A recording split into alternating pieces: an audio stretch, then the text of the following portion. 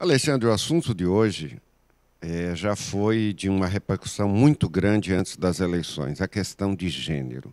Por que, após as eleições, pelo menos aqui em Barreiras, eu sei que no país não, mas aqui em Barreiras essa questão de ideologia do gênero ficou tranquila? Será que era só uma plataforma de governo, um tipo de propaganda dos que queriam se eleger? Olha, Guto, as questões de gênero, ela não é algo nacional, ela é algo que vem da ONU. Você tem as mesmas questões sendo aplicadas em países que nem o Canadá, Alemanha, Suécia, Austrália, agora também caiu. Ela é uma questão bem ampla, entendeu? Mas basicamente ela é pautada em cima de Herbert Marcuse e o livro Eros e Civilização. No livro Eros e Civilização, o Marcuse ele explana de que a opressão aos mais fracos começou com o início da propriedade privada. E a propriedade privada começou quando um homem e uma mulher se juntaram e criaram uma prole. A partir dali começou-se a sociedade privada.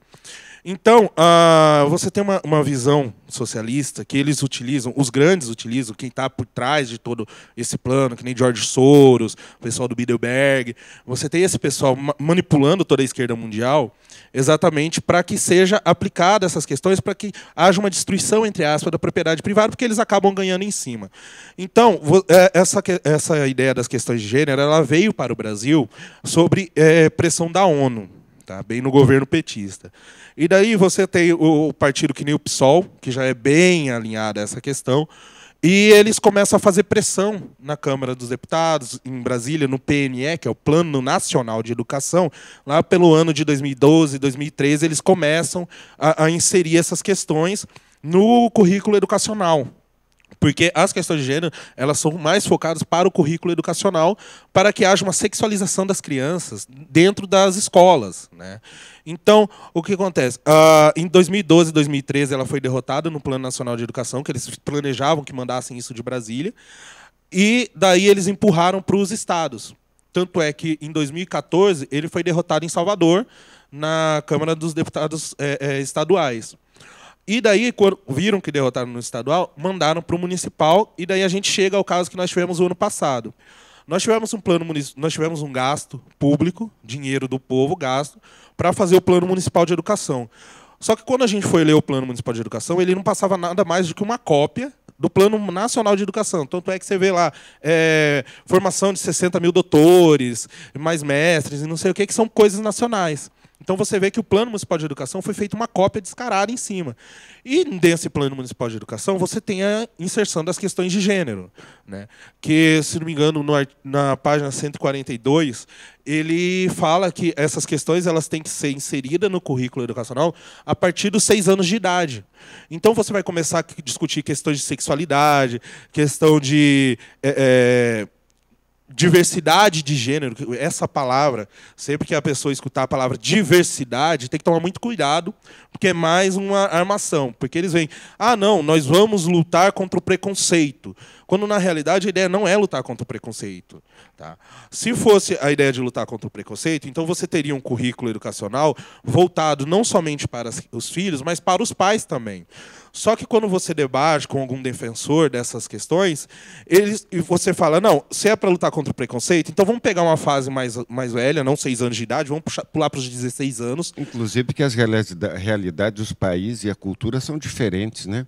Sim. Então, eu acho que isso aí, se tem que existir, vamos esperar uma idade maior, né? Não, só que daí você tem você tem um outro problema.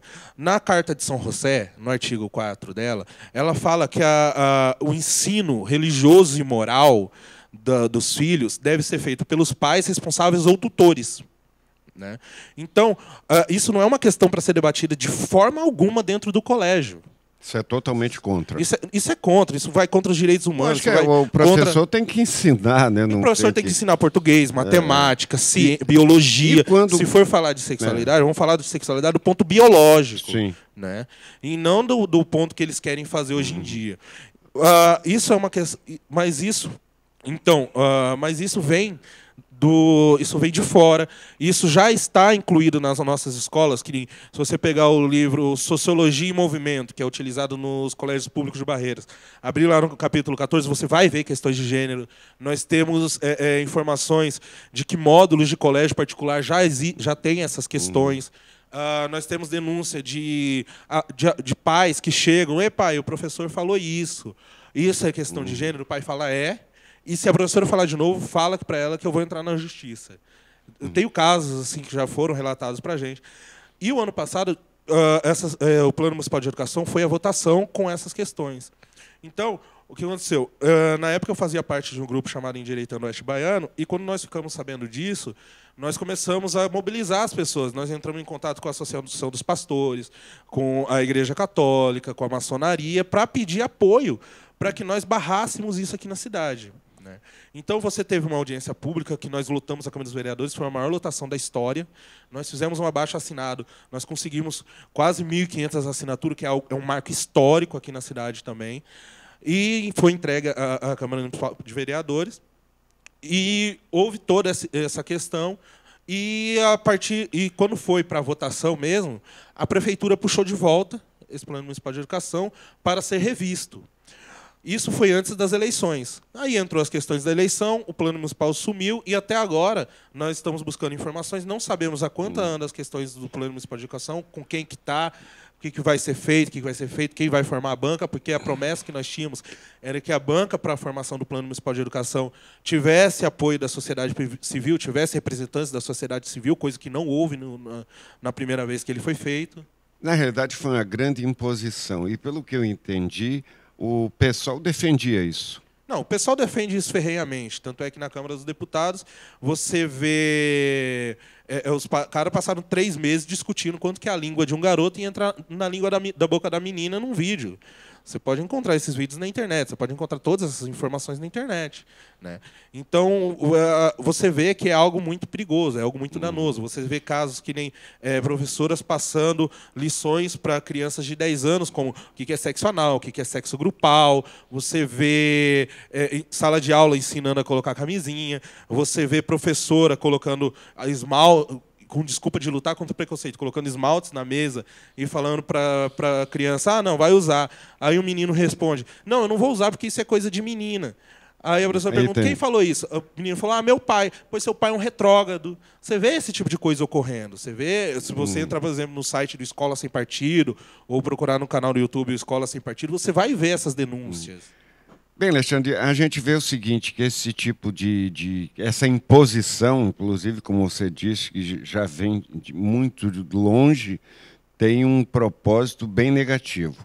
Mas a grande realidade é o seguinte: essas diferenças sempre existiram, os professores em todo o curso da história entenderam essas questões de racismo, de sexualidade, e o que eles fizeram? Sempre procuraram um equilíbrio.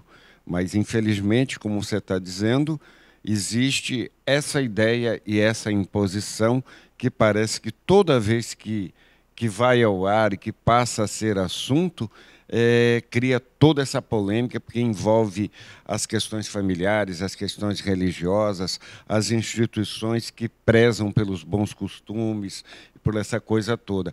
E você acha que isso ainda vai voltar ou a gente pode eliminar essa coisa completamente? Ele já voltou no Plano Nacional agora, de novo, essa discussão está de novo no Senado.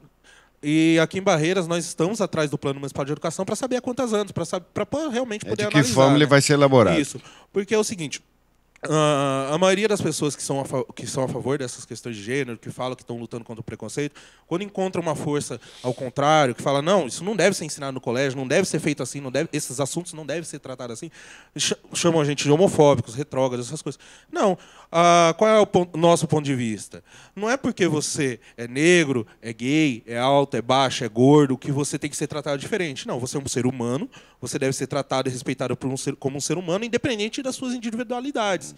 Né? E que nem você falou, sempre foi tratado nos colégios a questão da homossexualidade, sempre foi algo existente, inerente na história humana, principalmente se você voltar na época da Grécia Antiga, se você voltar nós tivemos o Papa Alexandre V, que foi uma aberração na Igreja Católica. Você vê que essas coisas sempre existiram. Qual é a diferença? A diferença é que nem o Milo Yiannopoulos, que é um palestrante nos Estados Unidos, ele fala, existe realmente... Ele é gay, só frisando que eu acho algo incrível, eu adoro as palestras dele. Ele fala que realmente existe toda uma propaganda para a perversão da sexualidade das pessoas. Né? Banalização do sexo. A banalização do sexo, você vê a banalização do sexo em todos os momentos, você vê na televisão, você sai de casa, você vai, por exemplo, você vê na entrada de shows que você sabe que não deveriam ter crianças, você vê crianças de 10, 12 anos vestido de maneira imprópria, de maneira que existe uma diferença entre sexualidade e vulgaridade. Você vê todas vestidas de maneira vulgar. E esse é um assunto que eu vou te convidar para a próxima entrevista, a respeito, inclusive, de como as crianças se vestem, né? E que incide em outros fatores. Mas tudo isso faz parte dessas questões de gênero, entendeu? No Decálogo de Lenin, escrito em 1913, o primeiro ponto é a perversão sexual dos jovens. Perverta e dê liberdade sexual para os jovens. Porque a partir daí você começa a ruir toda a estrutura. Quando você tem um jovem que ele vai para o colégio não para aprender a estudar, porque se você for pegar, nós temos a pior educação nos últimos 40 anos, o pior índice de educação nos últimos 40 anos. Se você pegar que crianças na China, no Japão, nos Estados Unidos estão com um nível educacional muito alto, e se você chegar a perguntar para alguém no ensino médio, que está saindo do ensino médio, quanto que é 8 vezes 5, ele não sabe responder. Se você, por exemplo, a reforma do ensino. Não podem tirar sociologia e filosofia. Chega para alguém que está se formando no ensino médio e pergunta o que é ética e moral. Ele não sabe a diferença entre ética e moral. Então, são matérias que não estão sendo aplicadas. Você vê, por exemplo, o uso do mim. Mim traz, mim empresta. Você vê que o ensino que deve ser feito não está sendo feito. Inclusive, com o advento das redes sociais, criou-se uma nova forma de se teclar, de se falar em português, reduzindo as coisas. Então, a coisa fica muito difícil. A contração linguística, ela ocorre. Por exemplo, se você pegar o você hoje, que é tão comum, que na década de 70 já era tão comum o você começou com vossa mercê. Vossa mercê, vós me ser, você. Entendeu? A contração é normal. A questão é quando você não sabe formar frases, você não sabe formar palavras, você pega, por exemplo, uma redação de uma pessoa do 3º ano do ensino médio, uma redação de uma pessoa que está na faculdade. É um semi-analfabeto. Né? Com certeza. Alexandre, muito obrigado por sua participação. Essa é a Infor TV e você pode rever essa entrevista acessando na web a infortv.com.br.